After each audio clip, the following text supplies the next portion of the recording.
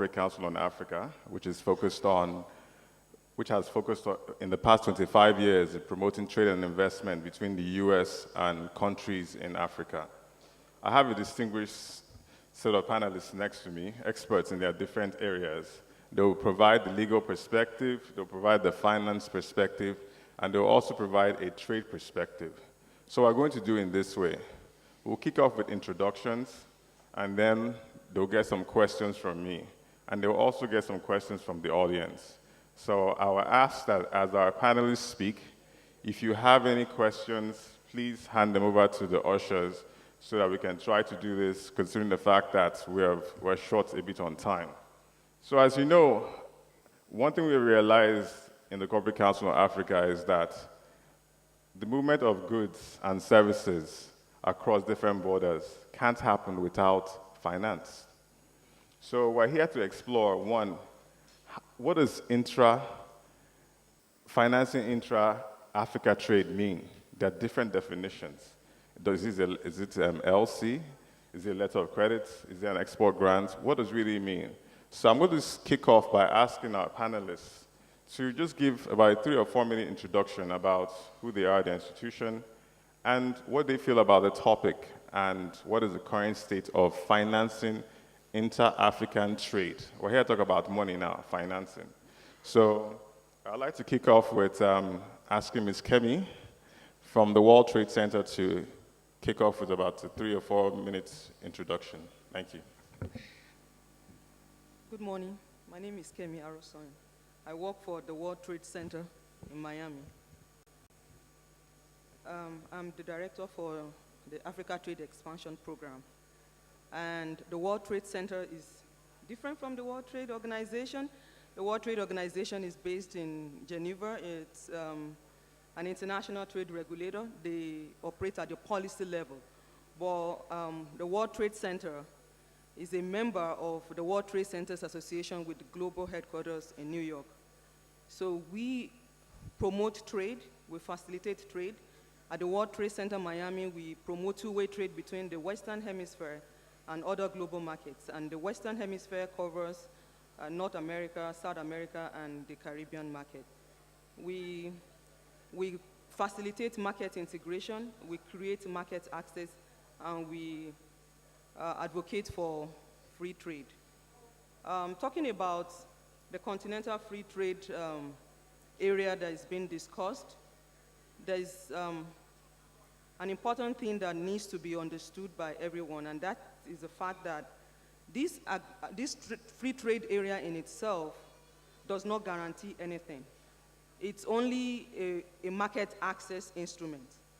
The market access instrument can deliver the objectives. It can deliver its objectives, it may not. It may deliver the expected benefits, and it may not deliver the expected benefits.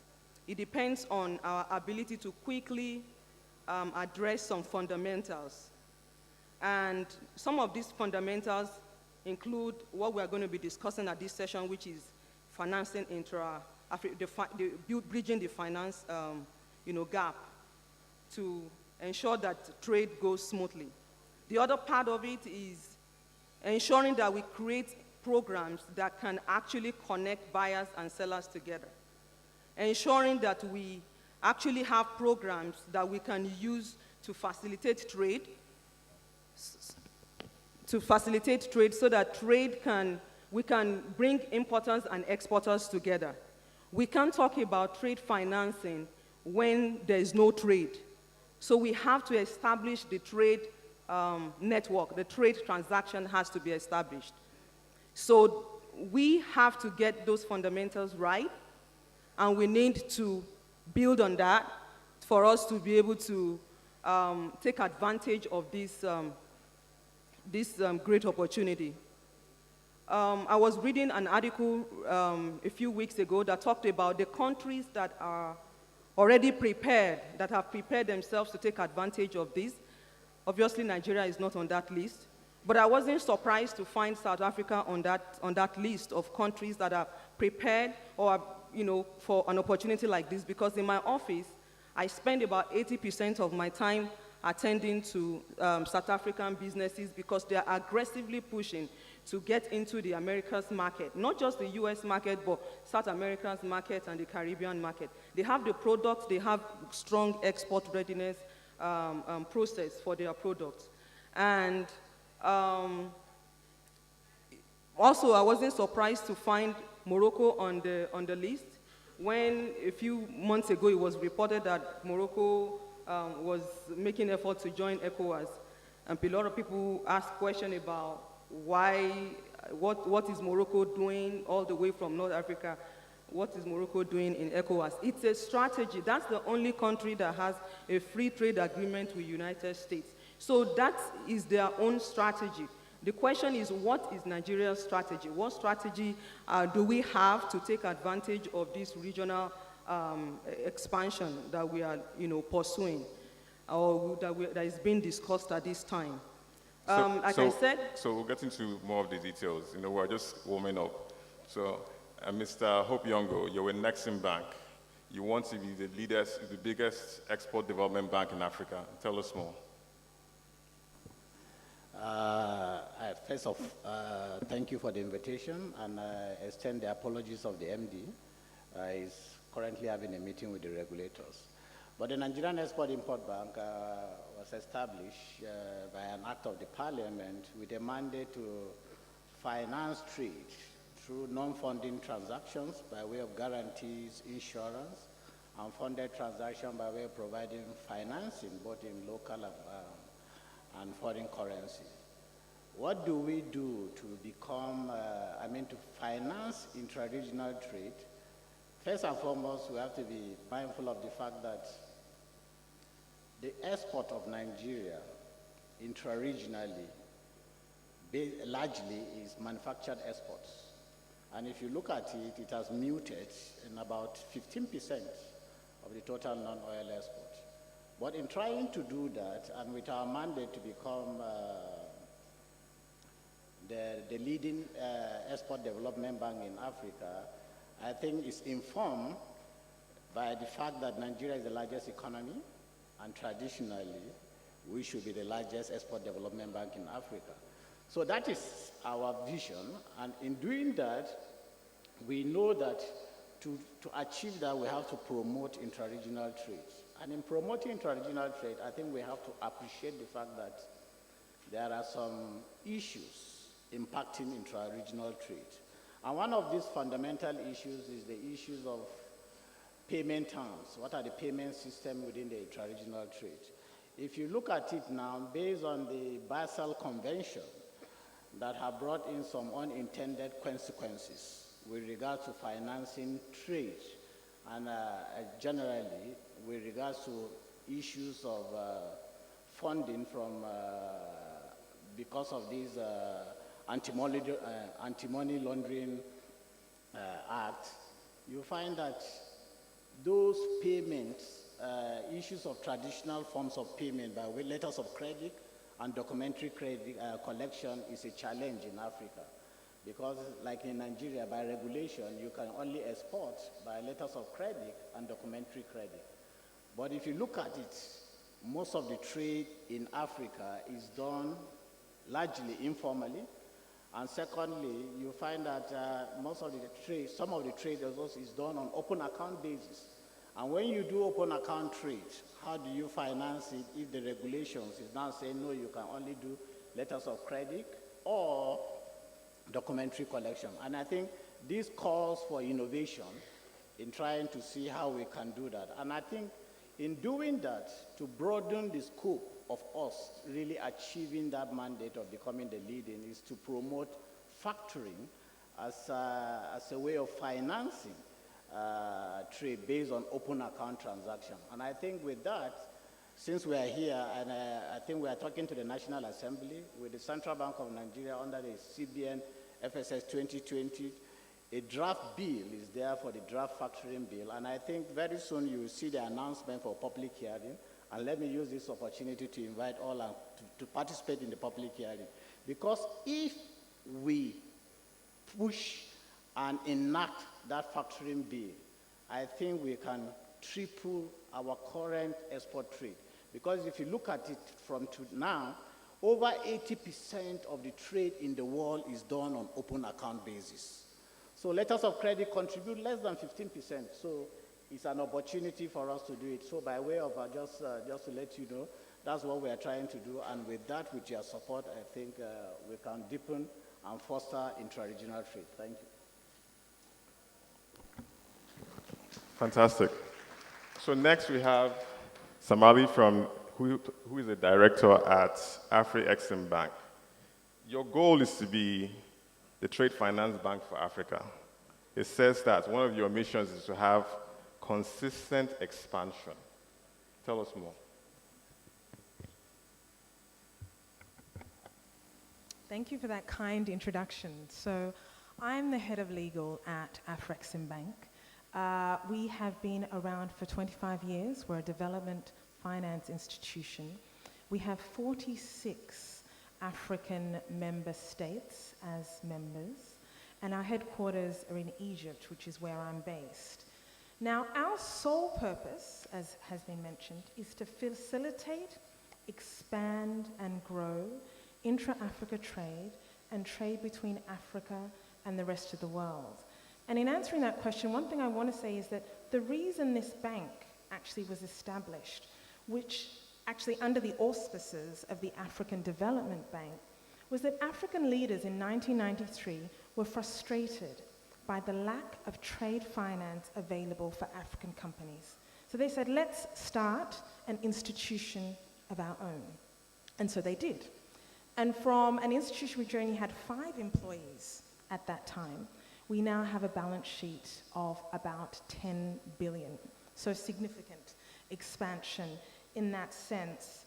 But there's still a lot to be done, because from our perspective, when we look at Africa, this is the one continent that trades more with the rest of the world than it does with itself. This is a big issue. And one particular challenge that I just wanted to mention in this introduction is the absence of trade information. We talk a lot about regulations, etc., but trade information impacts the level of intra-Africa trade. And the example I'll give is a report we commissioned together with UNCTAD and the Commonwealth Secretariat about leather goods. South Africa imports semi-processed leather, which is then unprocessed in South Africa, from India at double the cost that Ethiopia exports the same product. Kenya imports raw hides all the way from New Zealand, when Burundi exports raw hides to the rest of the world. We aren't talking to each other. African businesses don't know as much about their markets or their potential suppliers as they should.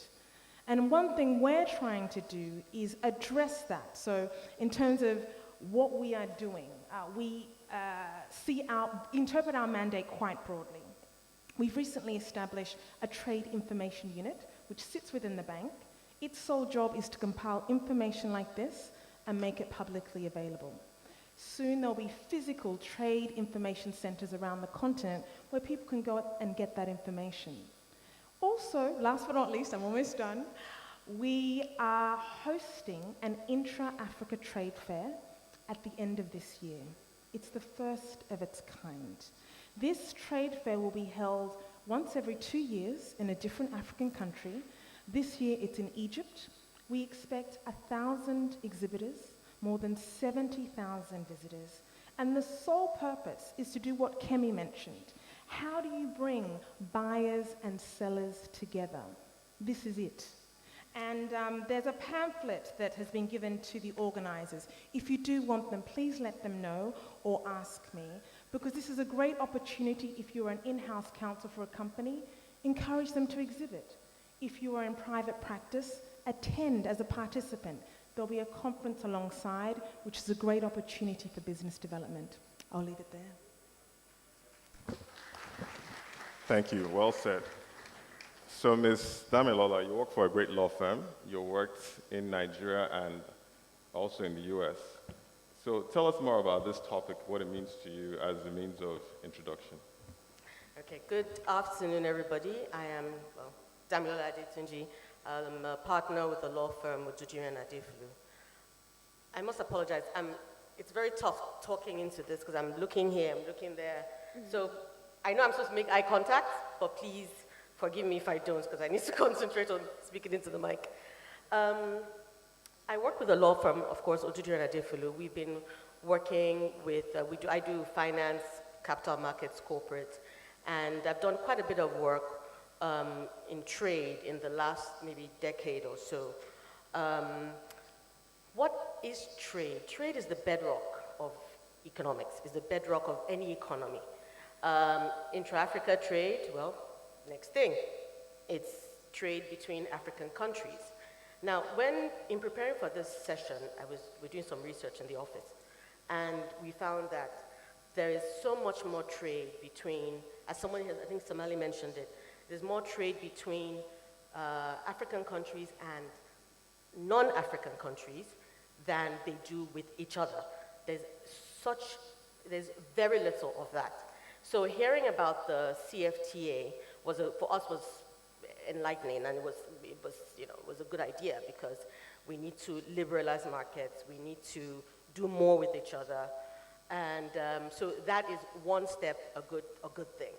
Now, looking at financing trade, intra-Africa trade, I can only speak from my perspective as a lawyer in Nigeria, and things I have seen with SMEs or small businesses is, we use the term finance loosely. Oh yes, we're going to finance this, we're going to finance that.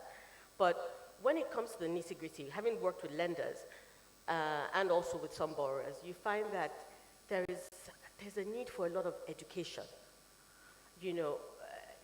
It's one thing to have an entrepreneur who has an idea, but you find that a lot of them have, and I know I'm stepping into Bankable Projects here, but you find that a lot of them don't have the necessary back-end issues taken care of to be able to actually get financing for these projects. You would have borrowers who, they don't have the necessary. Some of them are just registered as business names at the CAC, which is the company's registry. They are not. That's not a jurist. It's not a legal person. So you cannot take a loan. You cannot be given a loan. Things as rudimentary as that. So I think there's a lot of education or sensitization needs to be done to get people up to a certain level to be able to understand what it takes to get your business to the level you can get financing. Another issue, let me not say too much, but I wanted to give you an idea of what financing or trade finance is, at least to me. We had a number of years ago a situation or a transaction where a company, a glass-making company, had a big contract with one of the beer manufacturing companies in Nigeria. Now, the beer manufacturing company produces beer for Nigeria and they export to the rest of Africa, I think maybe West Africa. And this company it was a great deal, it was a big project, and it was a good thing that it was given to a medium-scale Nigerian entity rather than importing the bottles, etc. But then there was a little problem. He didn't have money. He couldn't finance the project. So he had the money, he had a contract for, I don't know, let's just say $1 million. But he didn't have what it took to get him to that level. So that's where trade finance comes in. As one of my partners always says to me, that you guys you create something out of nothing. So the guy has something, he's got receivables, he's got a contract. So how do we use that contract to get him the contract for money tomorrow that will get him the funds he needs today? That really is the essence of trade finance. And that is how the banks or whoever, or the ECAs, the DFIs, help to finance trade, because they did help that company. He was able to raise the funds, and he was able to produce. The beer was then sold across West Africa, and thereby helping intra-African trade. Thank you. Thank you very much, Damilola. Mr. Kimathi, our Ghanaian brother. So tell us more about how you viewed this tier one law firm in Ghana and how you were able to actually carry out some really successful deals in Ghana, just as a means of introduction. I'm not going to use that. Okay. My neck. So, I know it's very, we're supposed to be very polite at these very nice conferences, etc. But trade finance is not going to work. Trade, this intercontinental trade thing, is not going to work. I'm not going to talk about my law firm. It's not polite to talk about yourself. But on the specific issue, it's not going to work. Look, we're all seated here. I'm the only one who has used an African tailor. We've all used a tailor from Hong Kong and Singapore. I mean, if the basic issues, we can't even do it, it is not possible. Even those of us who are enlightened to trade with ourselves, we're not doing it. And it's a clear example in this room. So my view, and I'm on the side of Nigeria in this matter, of course, apart from the issue about jollof, where Ghana jollof is better, on this matter, I am on the side of Nigeria. I agree that they should take a wait and see attitude and take a look at it. I mean, how can you import rawhide from New Zealand when Burundi can give it to you cheaper? I mean, why is my brother Ikweme buying his suits from Hong Kong when he can get it in Ghana far, far, far cheaper? I mean, these are much more practical issues. And if the fundamentals are not right, the financing is not going to happen. It's not going to work.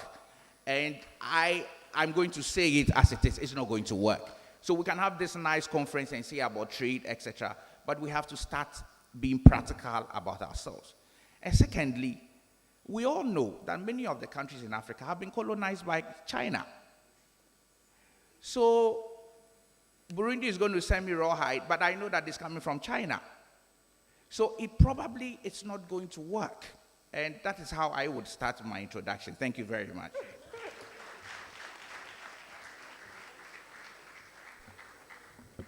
Well said. That's why we have you on the panel. By the way, Nigerian jollof is better. So we're going to kick it off this way.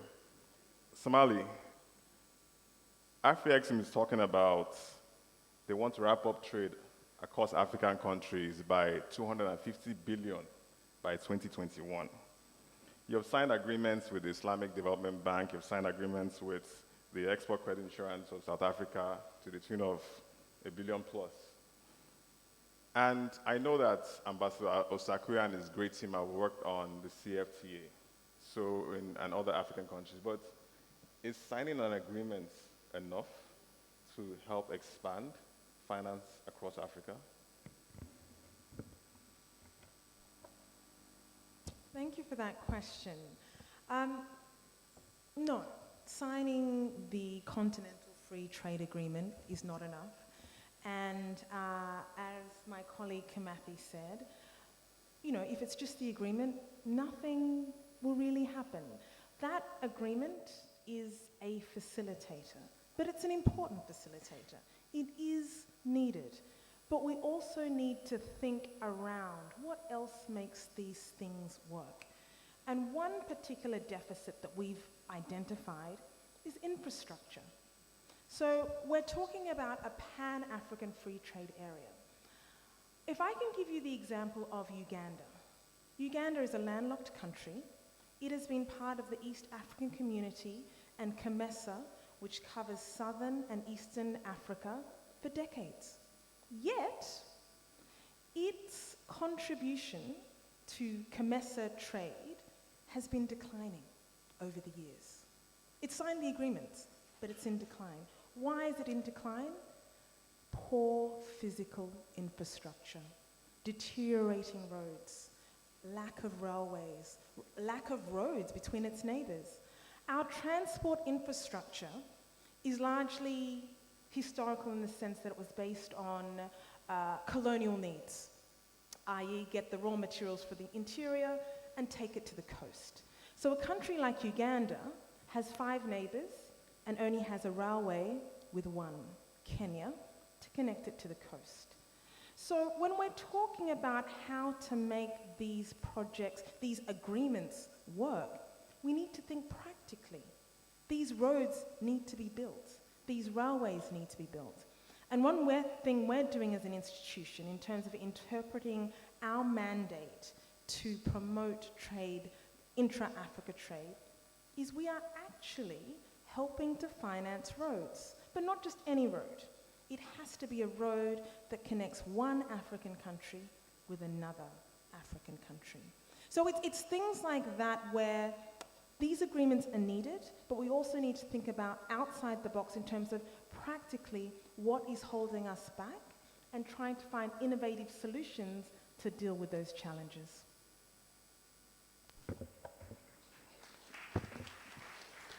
So, Samali, I'm going to follow up with a question. I belong to a corporation where we have 160 members, and they represent 75% of investments across Africa. We have a few law firms here who are members. We have Dangote Zenith on the Nigerian side. But one of the biggest issues is that over 30% or 30 currencies in Africa are not convertible. I can't take my Naira and go across to Ghana to make any difference, nor can I take my Naira and go to Kenya and change. So what is Nexen Bank doing about that? Again, we are doing something in that regard. It's a difficult one because the truth is the global currency tends to be US dollars, and there's a limit to what we can do about that. But we are in the process of developing an online intra-Africa trade platform. And the goal here is to actually take US dollars out of the equation. Once it is up and running and it's still in development, what it will allow is a company in, say, Ethiopia, to trade with, say, somebody in Swaziland using their own currency. So they'll go, it's an online platform, so they'd go online, the trade would be done, but from the Ethiopians' perspective, in Ethiopian birr, and Swaziland, they would use their own currency without referencing US dollars. So that's one solution that is currently being looked at. It's a work in progress, but it is understood that this is a limitation. The other thing, which is slightly outside your question, but in terms of how do we, I guess, stop outside reliance, because a lot of companies, when they're trading and they have letters of credit, they need those letters of credit to be confirmed by a non-African bank for it to be actually accepted internationally. And one thing we're trying to do is roll out, actually, and increase the lines of credit that we give African banks. So in terms of that figure that you mentioned, we are expecting to give more than, well, not give, extend lines of credit of more than 800 million to African banks to help facilitate trade within their countries. And our goal is to reach 500 African banks.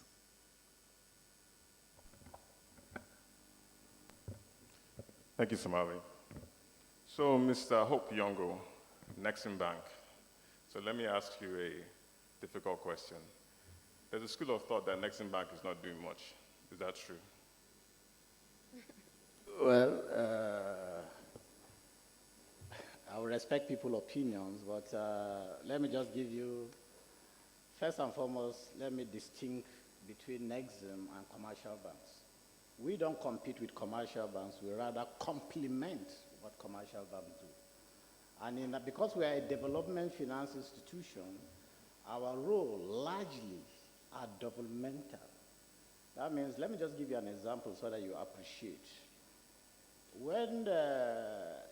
If you look at the cocoa industry, which is our largest non-oil export earner in the country, apart from the 3 legacy cocoa projects in Nigeria, which is Ede Cocoa Processing, Cocoa Industries Limited, and Eloluji, which was done by the then Western region of Nigeria, all the other 13 cocoa processing factories in Nigeria were financed by Nexen. So you see, our role, we are like the mechanics and the crafters. You only see the aircraft, but you don't know how the aircraft came into being. So our role really are not really the showcasing role.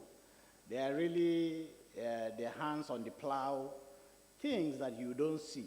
But our impact are felt because what we try to do is to nurture, incentivize, and encourage, as well as attract investment to sectors where we feel we are either competitive or where we think there should be a deliberate policy to make sure that you do. And let me just give you an example, and I think it will excite the people in this room, is that if you look at our economy today, the strength of our economy is in services. 52% of our GDP is contributed by services. But if you look at our numbers from export of services, it's less than 1%.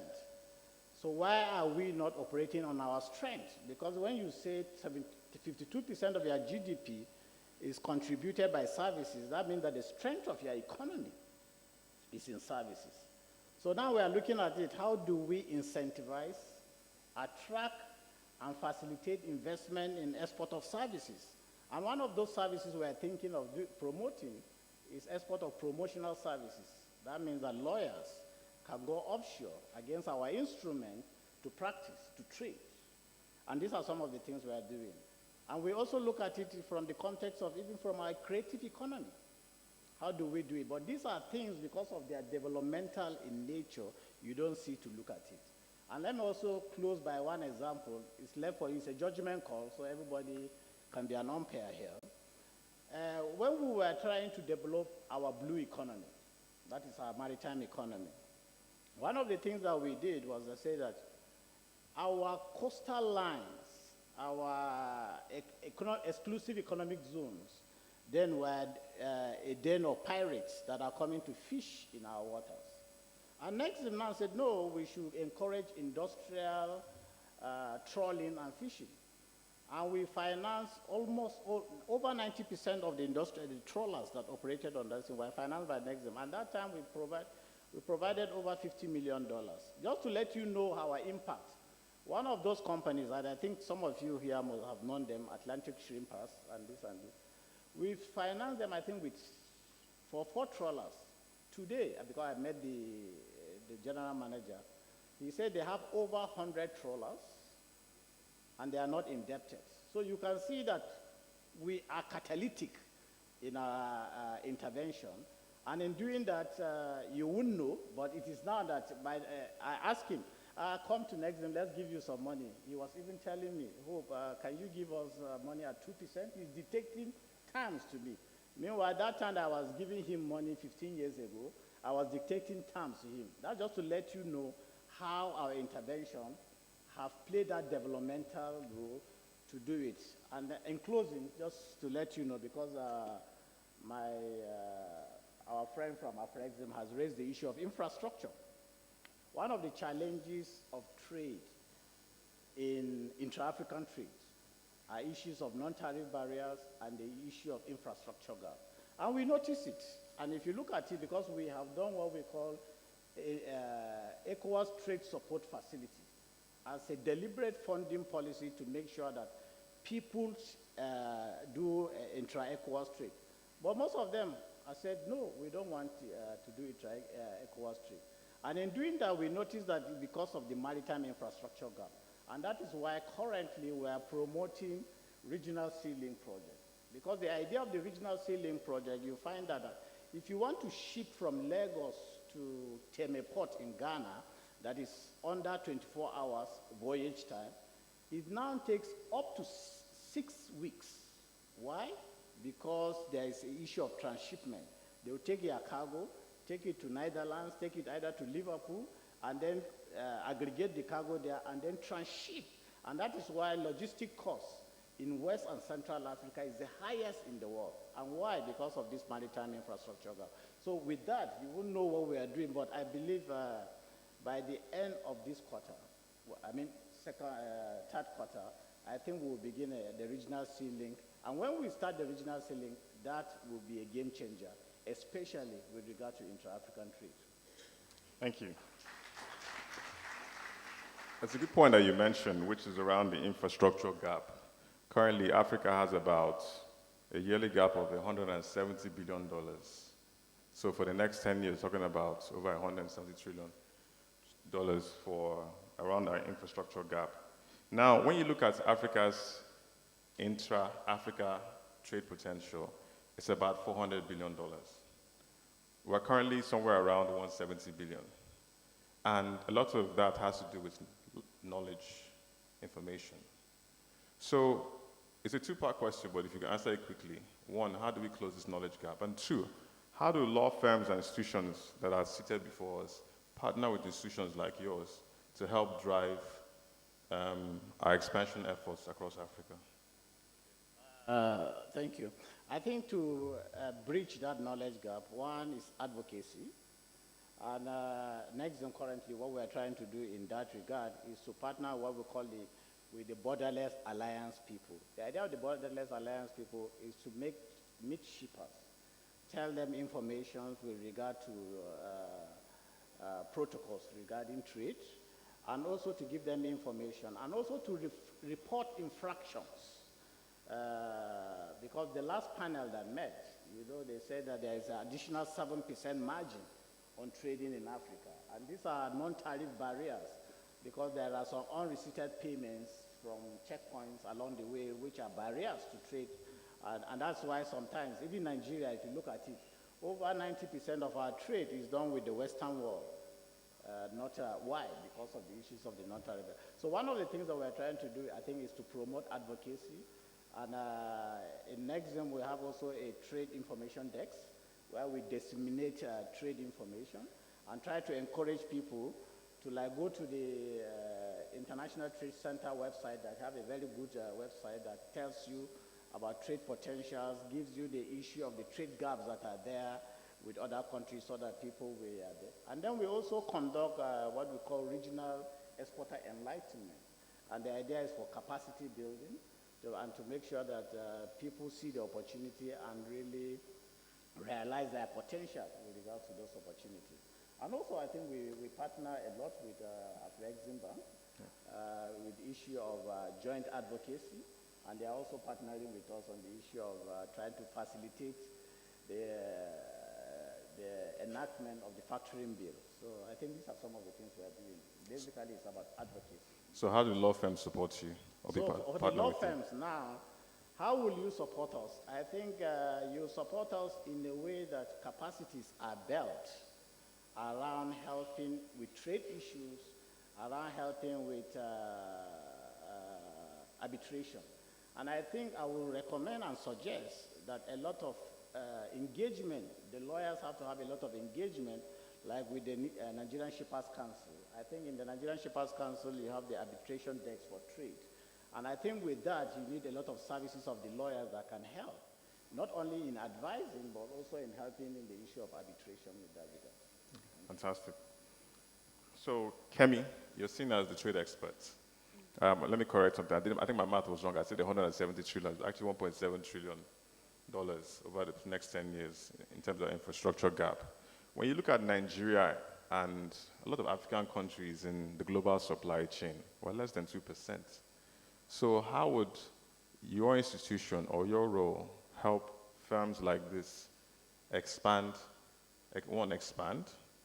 to which you encourage obviously more finance, more deals, more services, not just regionally, but as a gateway to the USA?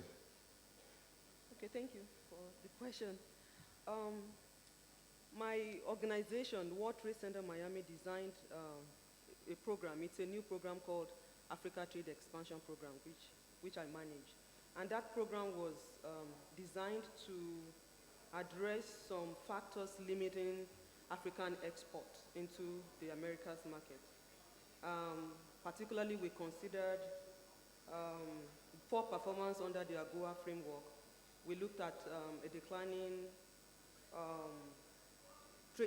volume of trade between the US and Africa. We also looked at the fact that there's poor visibility for African products in the US market. Today, if you go into any major grocery store in the US, you will not find any made in Africa product. Maybe you'll find some from South Africa. They have good wine products, juice products, and some departmental and grocery stores. But largely, you would not find some of these products there. So we created a program. I joined the World Trade Center Miami about 3 years ago, and when I joined, there was no strategy to address this particular problem for Africa. I was actually brought on board to serve on a project for the Caribbean market. And I said, no, we have to do something for Africa because I know it's been a challenge being able to get African products to get into the US market. There's the quality issue, there are a lot of regulatory procedure barriers. So this program is being put together. It's a new program we're running and trying to implement and promote it through Nexen Bank is also supporting us on that. It's going to take products directly from Africa into major grocery stores in the US, and it's going to help market penetration of those products. It's a specialized export development program that we feel will help us to break these barriers. Because one of the things we also considered is the fact that a lot of other countries from different parts of the world are able to successfully get their products into the US market. But why has there been a problem when it comes to Africans being able to get their products into the US market? You'll probably just find our products in African stores and stuff like that. In Walmart, in other places you won't find.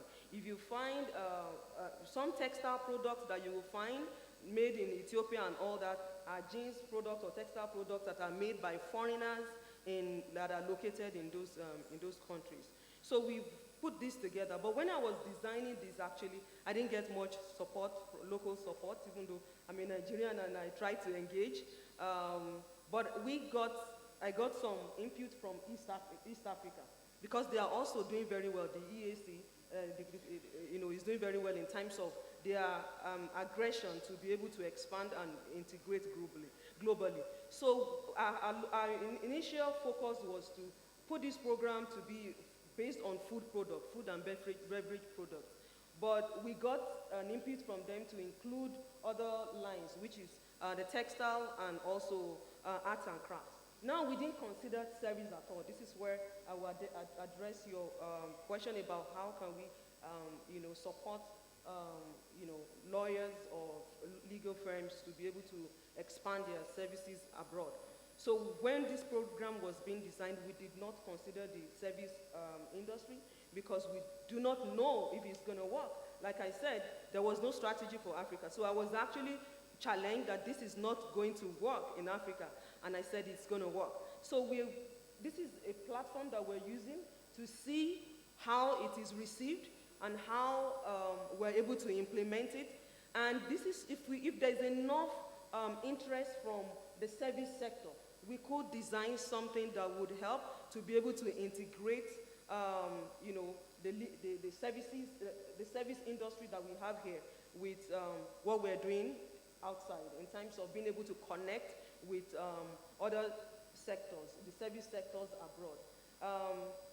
For example, you find that in the US, a lot of legal firms would tell you they have locations in 130 countries. It's actually not that they have physical presence in 130 countries. What they have been able to do is to build partnership with local legal practitioners or accounting firms or whatever it is. So these are kind of programs that we can create to help people to expand their services abroad in terms of being able to bring people together and connect in terms of bringing foreign partners together. I will round up by saying that the US International Trade Commission did a survey recently where they engaged the service industry in the US and also manufacturing to find out what are the major factors preventing them from engaging more in international trade and global trade. And the number one reason was their inability to locate foreign partners. So, meaning that in the US, in the Americas market, they're also looking for opportunities to reach out, but it's difficult for them to probably identify the right partners. And our organization can create programs that can facilitate some of these things. So and let me ask you a quick follow-up question to that. Within Africa, intra-Africa trade is about 10% or even less. When you look at the Asian tigers, it's much more than that. When you look at Latin America, it's about 23%.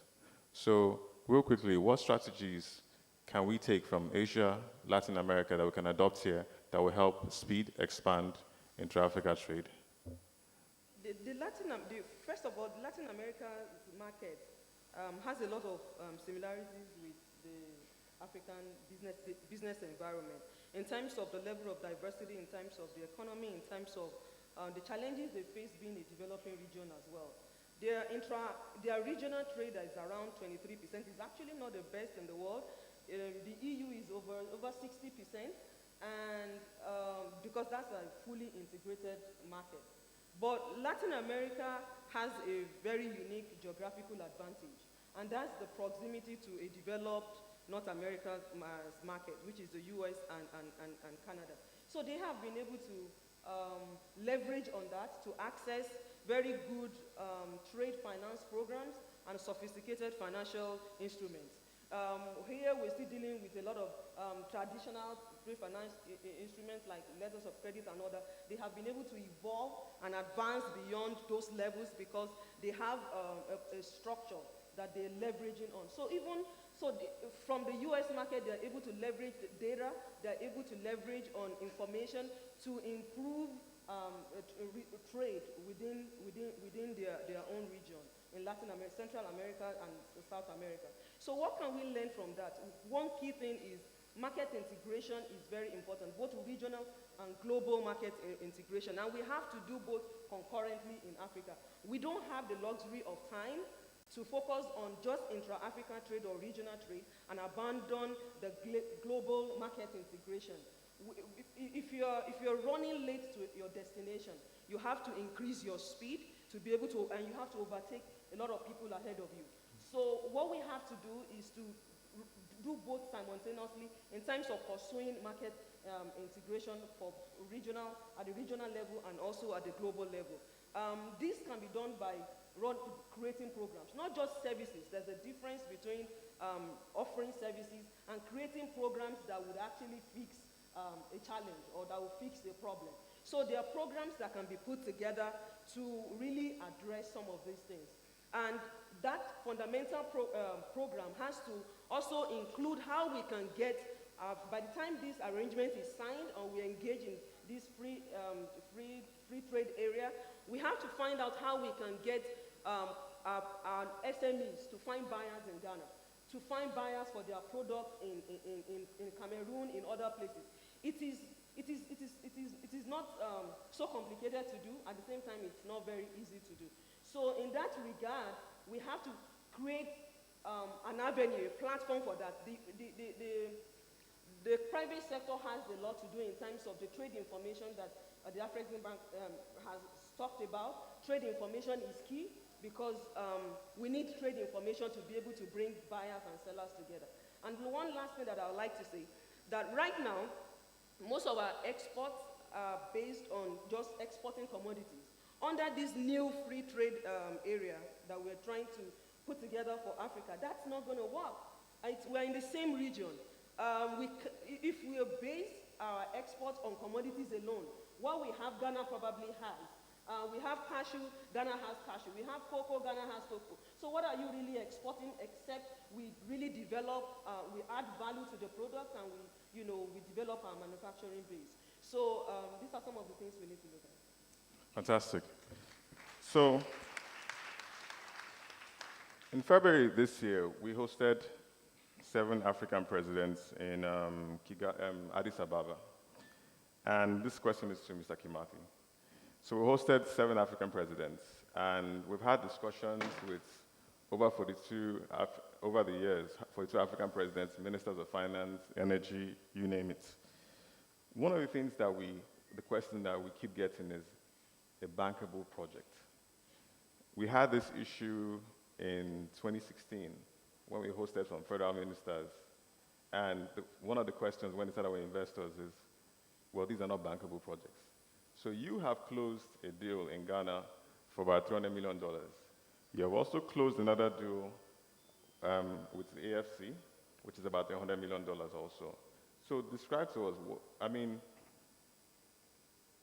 one, what is a bankable project? And two, how does, in your view, how does a bankable project attract financing?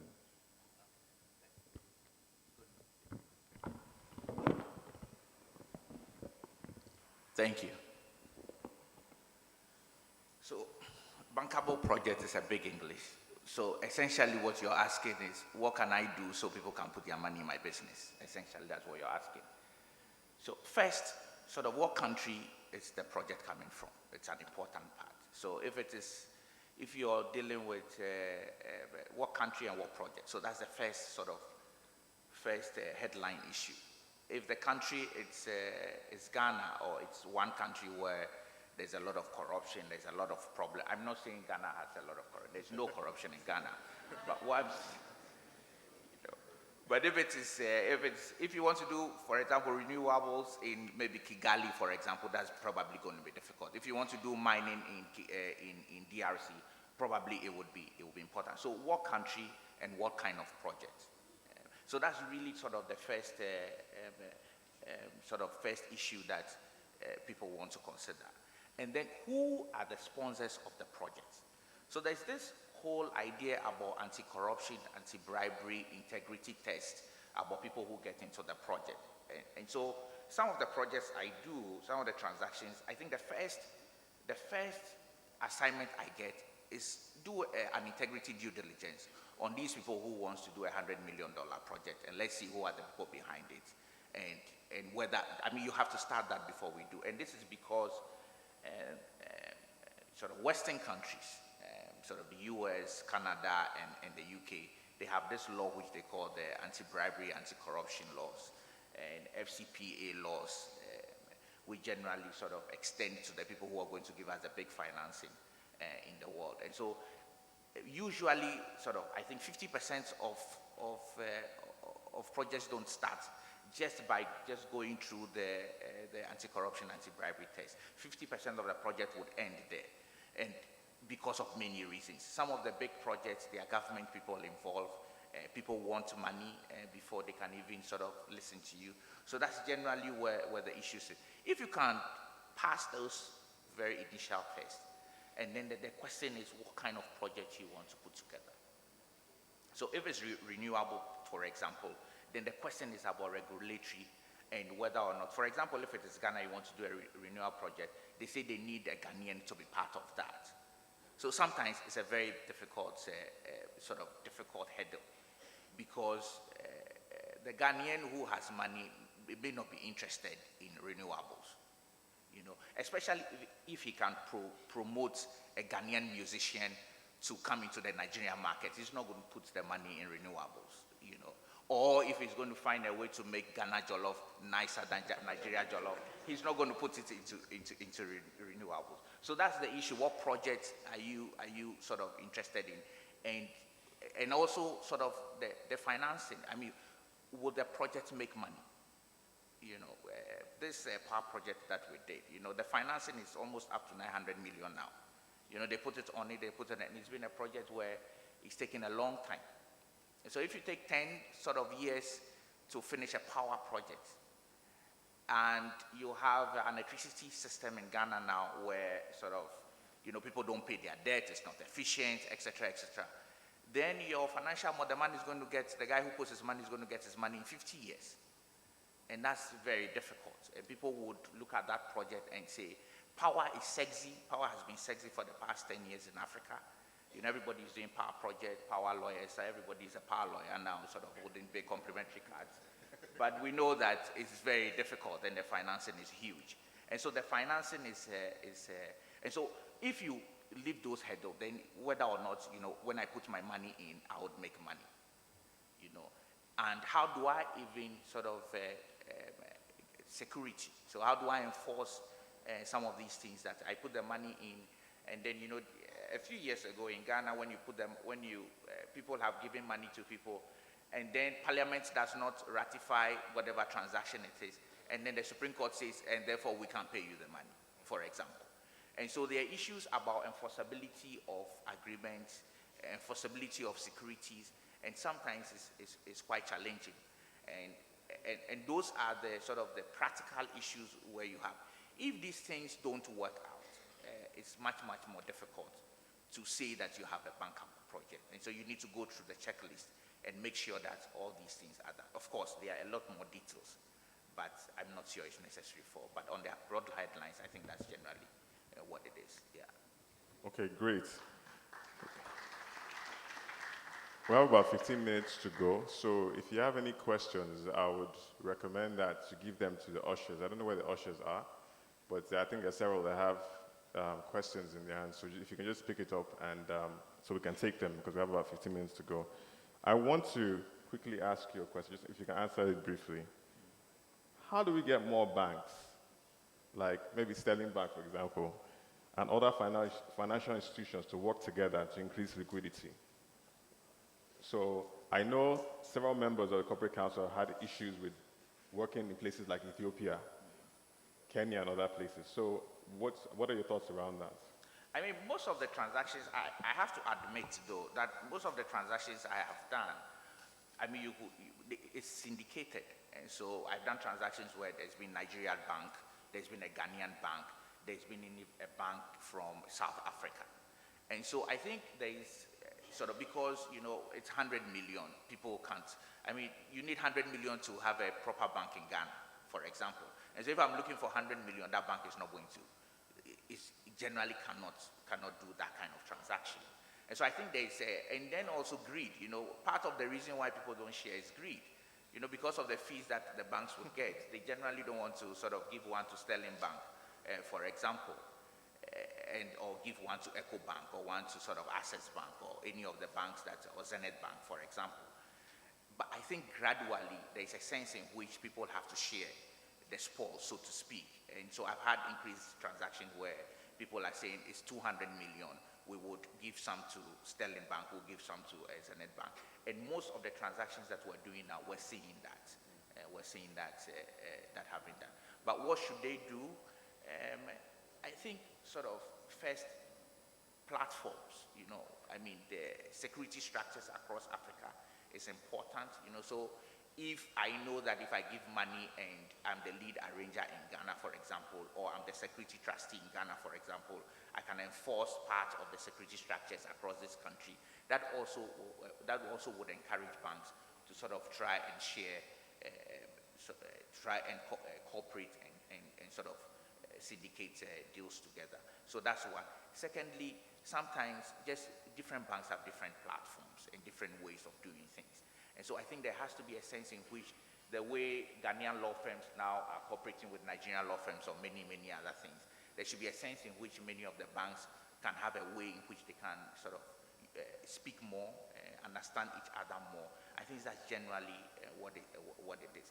What you would find is that there's a lot more relationship between Ghana and Nigerian banks, and then also South African banks. I mean, of course, I know Nigeria and South Africa are fighting about who is the superior, etc. in Africa. But beyond that, I think, you know, you would find a little more interaction between the two banks. And I've seen an increase in, maybe panel members would find, I've seen an increase in sort of banks working together in order to do deals across Africa. Thank you. Thank you. So, Damilola, SMEs. So from looking at Nigeria and looking outward, ECOWAS across the region, how can SMEs be part of this whole global supply chain? We seem to be maybe slow to a certain extent, but what are your thoughts around that? I think the one big problem SMEs have, and speaking about Nigeria now, is funding. To be able to, well, there's funding, there's infrastructural deficits. So to be able to involve yourself in the supply chain, so to speak, you're going from, because you find that with us, we're very agrarian. You know, we keep it simple. We just do basic farming. We don't go to the next level of processing it and then getting the processed product packaged, and then from packaging, distributed to wherever the retailers are. So the SMEs need funding. There used to be the SMEs need funding. How do they get this funding? They could look at the banks. And a lot of times, as Kimathi has said, you look at the, I don't want to say, well, you look at the project and you look at the bankability of it. Bankability just basically means, will the bank get their money back? Because nobody wants to put money in a venture that's going to lose them money. They have to, with little I know of what the whole banking process is, they have to present everything to their credit committee, and if the credit committee is not happy, then it's not gonna fly. So with the Nigerian SMEs, access to funding is tough. A lot of them, you find that, as I said earlier, even basic corporate governance issues haven't been addressed to enable them present a good enough package to the banks when they're trying to source for funds.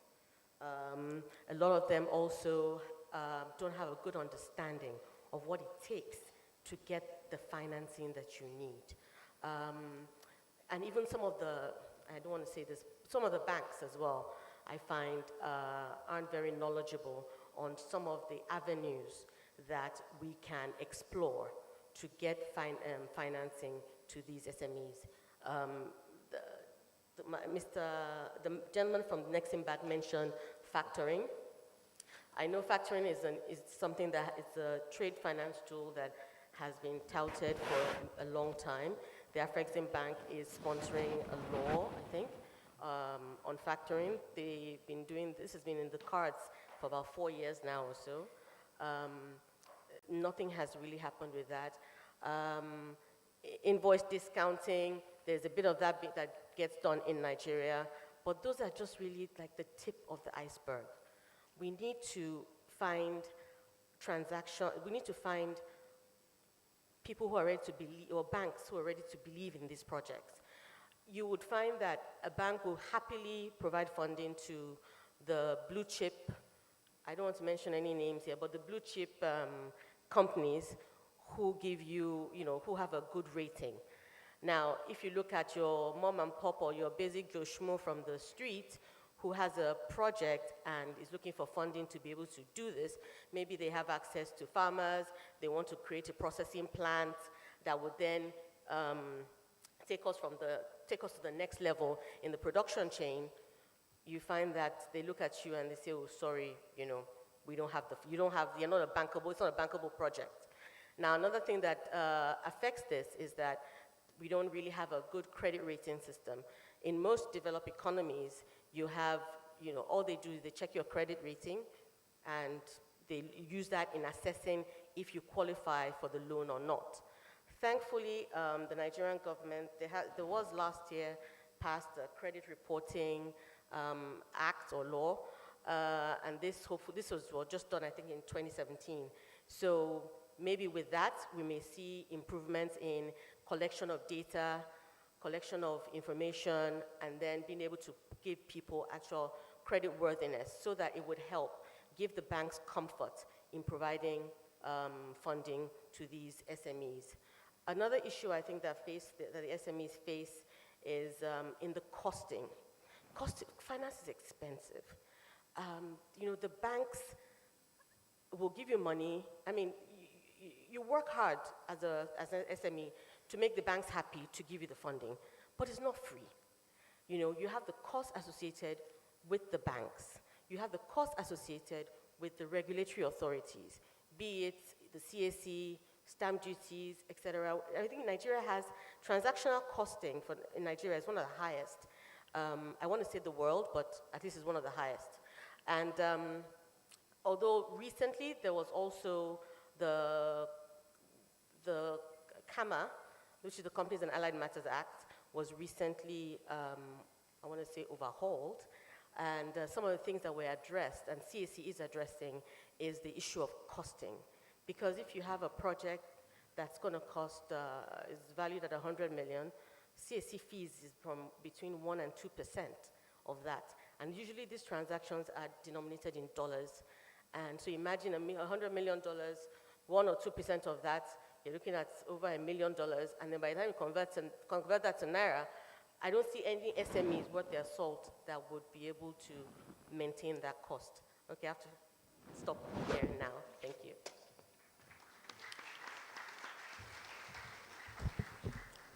Okay, so we have quite a few questions and a lot directed to Nexen. So, Nexen Bank, it says that from my observation, Nexen loans have been very political in nature, making it harder for SMEs to access these loans. Is this true, and what is Nexen Bank doing about it? Then another question for Ms. Kemi, that's for Mr. Hope. Mrs. Kemi, rather, will finding shelf spaces in the U.S. grocery stores not defect the essence of inter-African trade, which is the focus of the conference? Then the third one is, and this is for our other panelists, can lawyers get capital funding in the form of loans from Nexen and AfriExim for their law businesses?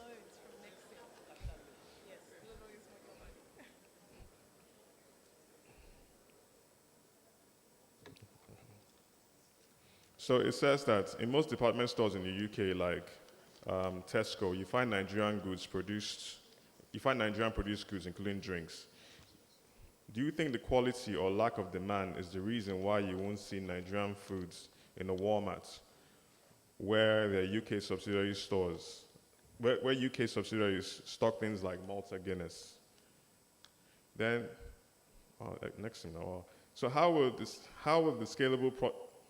scalable projects anchored by Nexen go towards influencing African trade?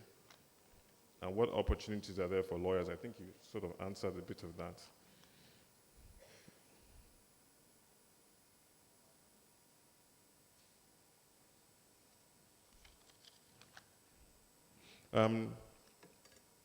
Damilola, it says, we just want you to speak more about explaining how to attract financing to a project, and they're asking that if you can provide specific ways and procedures.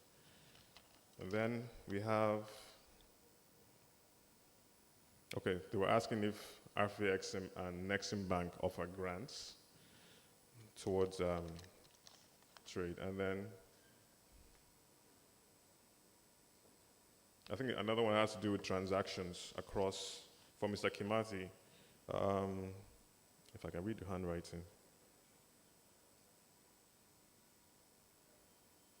Oh, it says, Mr. Kimati, considering the transactions and across the continent, could you share details about maybe your checklists or other key aspects, especially for the benefit of younger lawyers? Yeah, so if any of you could take any of these questions, that would be useful. So, ladies first. Ms. Kemi. Okay, thank you for your question. I didn't quite get the first question, but the other one that talked about having African products or Nigerian products in the UK. So it was a question about having African-produced goods on the U.S. shelf stores, like obviously in stores and all that. Would it affect inter-African trade, having our goods across the border in those countries instead of financing or trading regionally?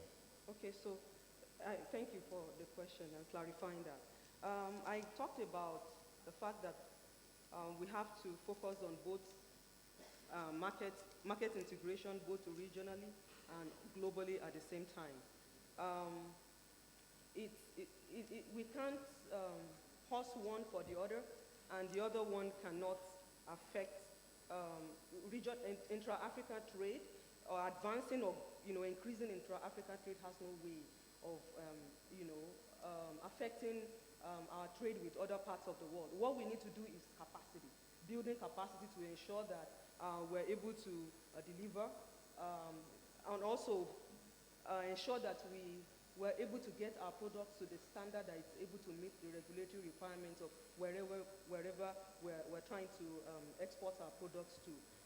In terms of seeing African products or Nigerian products in other parts of the world. And I know so some products from South Africa are there, but I haven't seen, apart from in African stores and stuff like that in the US, because for us to be able to get our products to that place, there's a lot of regulatory requirements that we have to meet. And these are some of the challenges. That's one of the reasons we put the program together.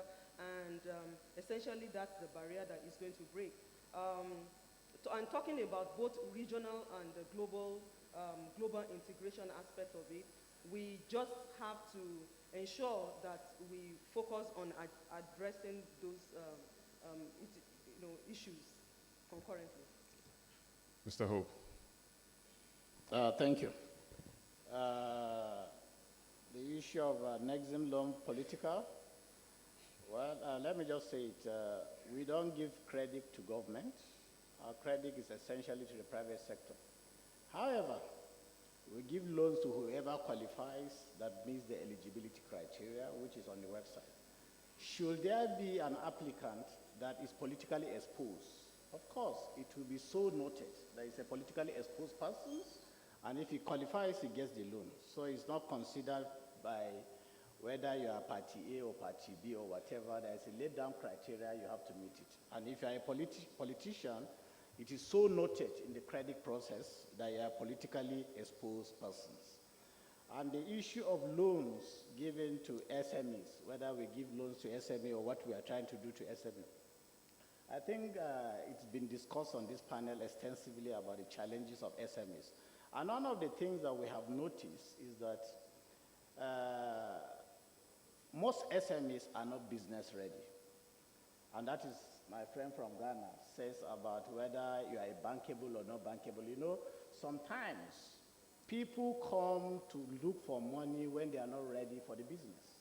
And that is, if you are not business ready, you don't meet the eligibility criteria of bank. And one of the things that we have noticed, we are trying to do currently, is to say that how do we make this SME business ready?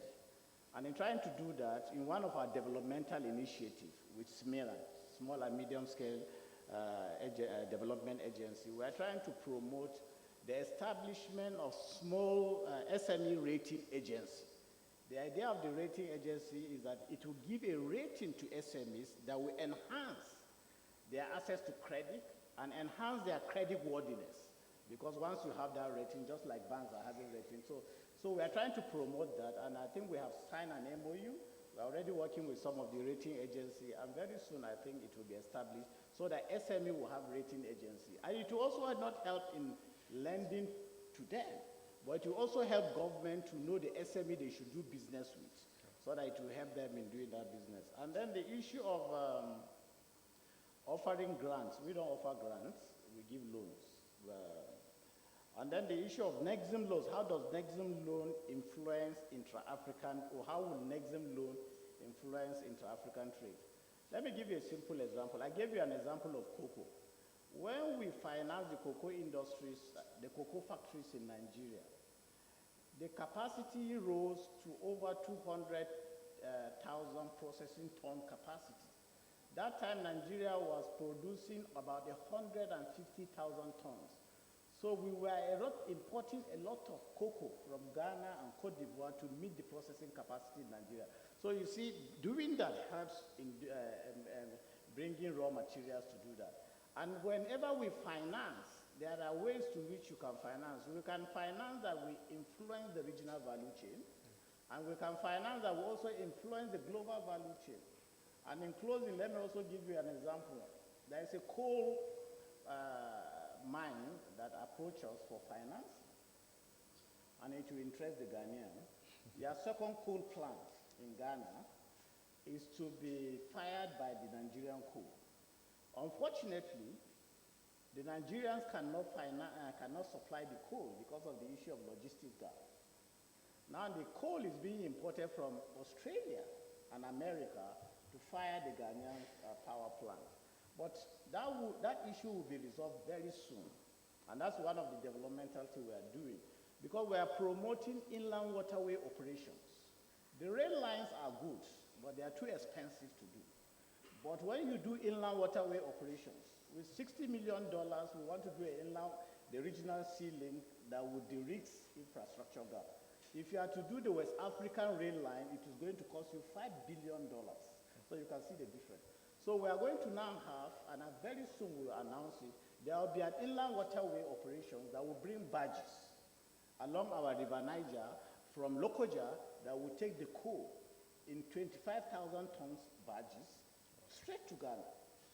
So I think that is some of the things that, so you can see that in our funding intervention, it has that impact on the way we do it. If, for example, even our cocoa, Cote d'Ivoire is the largest producer of cocoa in the world. Now we are revamping our cocoa processing capacity so that we can get more of this in. And I can tell you, some of those feedstock, it's not the Nigerian cocoa. The Nigerian cocoa won't be enough to feed those industries. We have to be bringing those cocoa from Cote d'Ivoire to make sure that capacity utilization of those factories are optimized. So in a way, our funding has that impact for intra-regional trade. And let me also close and say that our manufactured exports can only flourish if our intra-African trade is blossoming, because that is where our market for manufactured goods are. Thank you very much. Thank you. Somali. I think I had one question around whether Afrexim Bank gives grants. We do not. Similar to Nexen, we give loans. But one thing I should mention is that the loans, Afrexim Bank should be considered in a way a public-private partnership. Yes, it was started by governments are shareholders, but we actually work on a commercial basis, and it's in our charter that we are meant to return a profit to our shareholders. So we're really run on an international best practice basis, and we're designed not to compete with local banks. We're designed to complement them. So if something can be financed locally, we will ask that it should be. To the extent that we can support local banks, either by giving them lines of credit or guarantees, we step into that as well.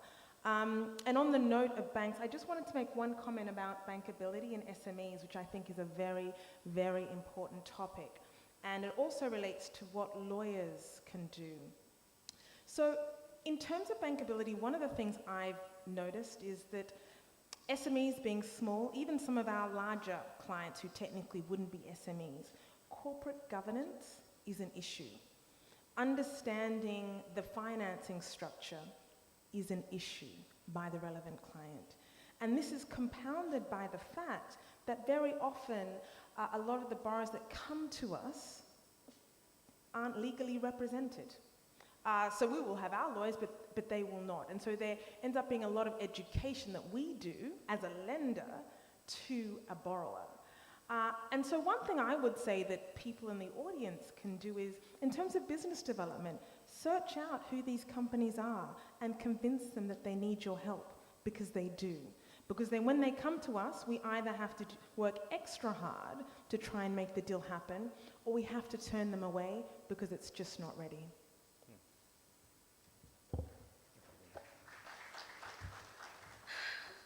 I think Samali and I we're passing waves between each other.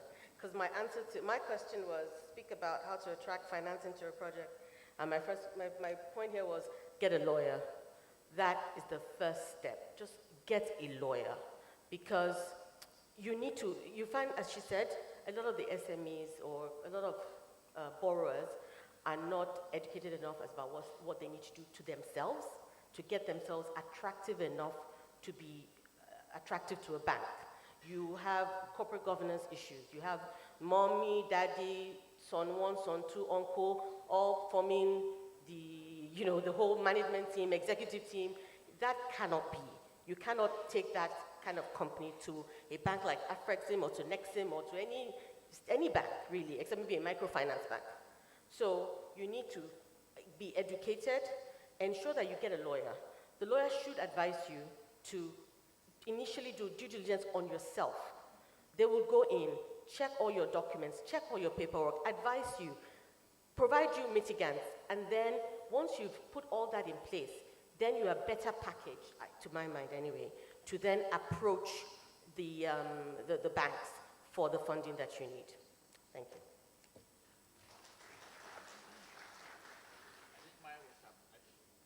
I think mine was about checklist. You should meet me outside. I'll send you a lot of checklists. I'll be happy to send you a lot of checklists. The guy who asked the question. Okay. So because we're out of time, I just want 1 minute closing remarks from every single person on this topic, and we're good to go. Kemi, just 1 minute. Okay, thank you. I just want to emphasize what has been discussed here on the importance of our economic growth, SMEs power, job creation. And so globally, it's difficult for SMEs to access financing, even according to the World Trade Organization's report. But there are a lot of structures that can be put in place to address that. I know multilateral organizations are doing that. Commercial banks have to do that. And the central bank also has to look at the community, what community banks can do. I will just give an example. In Miami, for example, I talked about the relationship between Miami and Latin America. Over 2,000 local banks that are not known, not the Citibank, not the Wells Fargo or the Bank of America, are really supporting Latin American trade. There are smaller banks, community banks that are not known at all. Over 2,000 of them. So I don't have the qualification to advise the central bank on policies, but I think we also need to empower smaller banks like that to be able to do a lot with SMEs, because our commercial banks, with the way it is structured today, they are profit-oriented organizations, and they will always be tuned to big ticket transactions than $10,000, $20,000 kind of transaction that we're going to see under this new free trade area. I think as a parting shot, my suggestion for deepening intra-African trade, first is to bridge the infrastructure gap. And seriously, inland waterways and maritime is just the way to go about it. And secondly is to liberalize our payment systems so that, and then integrate it so that traders can settle their trade. I think these are my contributions. Thank you.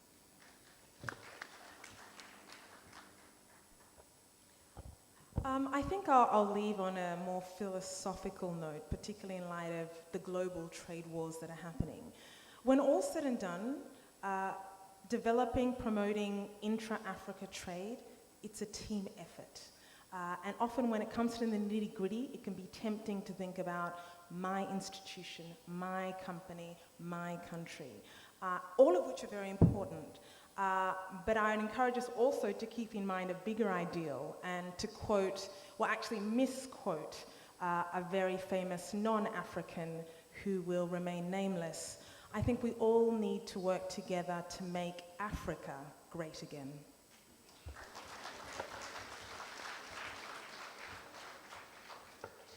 I want to close on 2 points. The first one is targeting the SMEs as well, is we have to make sure that in our desperation to get financing, and this tags off my last comment, we cannot overpromise, we cannot overpledge.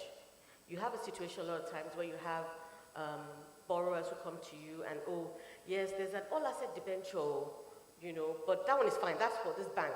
But this bank, we can offer them something else. You really can't, you know, because you've given them an all-asset debenture, it's all you have. So you have to ensure that in your desperation, first of all, get counsel, and also don't be desperate and don't overpledge. For the intra-Africa trade itself, I would say, in addition to what the gentleman from Nexen Bank did say on currency and infrastructure, I also think that we need to have some form of regulatory integration. We can't have regulatory requirements in Nigeria impeding and then, or allowing, and then in Ghana impeding. There has to be a way, and I'm sure Mr. Osakwe would have looked into that, but we need to actually ensure that there is some mechanism to allow for this. Thank you. The challenge when you're the last speaker is that everybody says all the good ideas and you have nothing to say, which is why I'm going to leave on a very optimistic note, that I think Jollof is bankable, and I think that's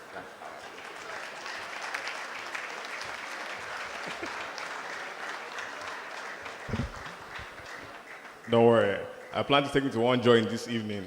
That will change his life around. So I just wanted to say thank you for the opportunity to moderate this panel and also give a warm round of applause to all our panelists. And also our organizers. You can see they put a diverse panel together. So please give them a warm round of applause. And lastly, I would just encourage you to take advantage of some of the corporations that are here: Nexen Bank, Nexen Bank, the World Trade Center, and other institutions that are here, and including the Corporate Council in Africa. I think Aluka and Oyebo is a member, Nexen Bank. So also, if you can also join the Corporate Council in Africa, let's do more business. Let's create opportunities. Thank you. Thank you very much. Let's give them a resounding round of applause because it was a very interesting and interactive session. We will also thank again our sponsors for this session, Sterling Bank PLC, your one customer bank. For all your trade financing issues and requests, go to Sterling Bank. We also like to thank LX, legal practitioners and arbitrators. They are solicitors. Damilola said that if you want to do anything, you should ask a lawyer. Go to LX. There's a missing Nokia Lumia phone. Please, if you found it, hand it over to any of the coordinators or the planning committee members. Red Nokia Lumia phone. Now, we're going to be thanking our panelists and the moderator. And to do this is Mr. Chima Ubani. Second,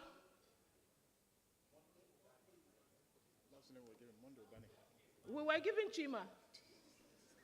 So, sorry for that mistake. The name is Mr. Monday Ubani. Second Vice President, MBA. Please, can we invite him to the podium? Yes. Okay. Give him a round of applause again. Mr. Monday Ubani.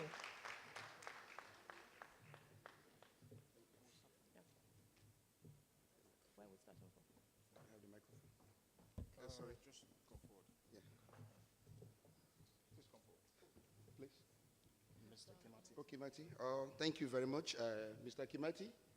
On behalf of the chair and council members of Section on Business Law of Nigerian Bar Association, we are making this presentation.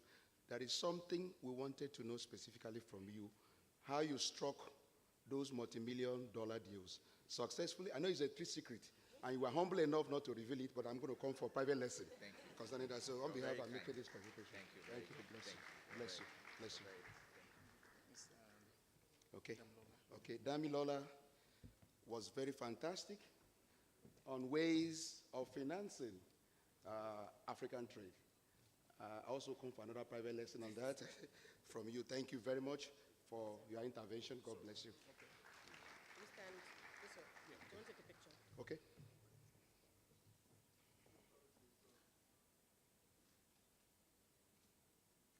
Thank you. Yes, fantastic lady. Who didn't enjoy her? Especially her philosophical notes. We want to appreciate you for your intervention. I have learned a lot today. I'm going home better in terms of financing African trade and development. Thank you very much. I appreciate it. Okay. Thank you. Thank you. Oh, the moderator, fantastic man. He has absolute knowledge concerning financing. Thank you very much. We enjoyed you. Are you a Nigerian? I am. Oh, I'm very proud of you. Thank you very much. I appreciate you. I'm proud of you. Thank you. My name is Ekenem Chuku. Oh, thank you. We bless you. Thank you. Mr. Hope Yongo. Yeah. From Nexen Bank. Yeah, Nexen. It is obvious now that you can finance lawyers. It's a capital project for you, so thank you very much. Beautiful presentation. We appreciate it. We appreciate it. Thank you. Yes, Kemi. Kemi was also fantastic with her presentation. Please, can you give her a round of applause?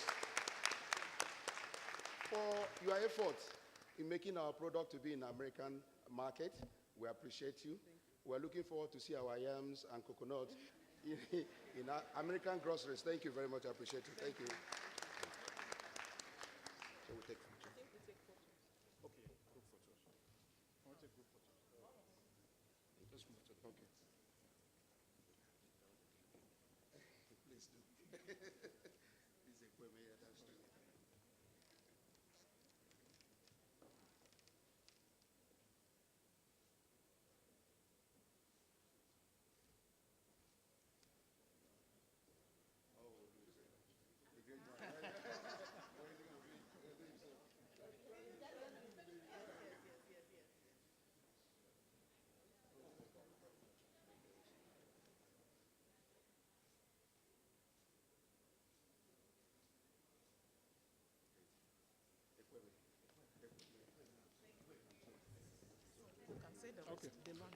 Ladies and gentlemen, with that, this session comes to an end. We understand lunch is served. If you look into your bags, you'll find your lunch cards that will grant you access to the venues. For moderators, coordinators, and panelists, you have to proceed to the Zuma, Oriental, and Buka restaurants.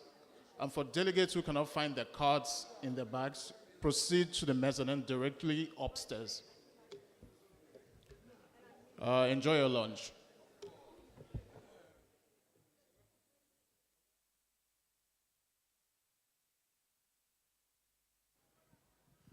Distinguished conferees, once again, I'd like to make this very important information known. Everyone, please look into your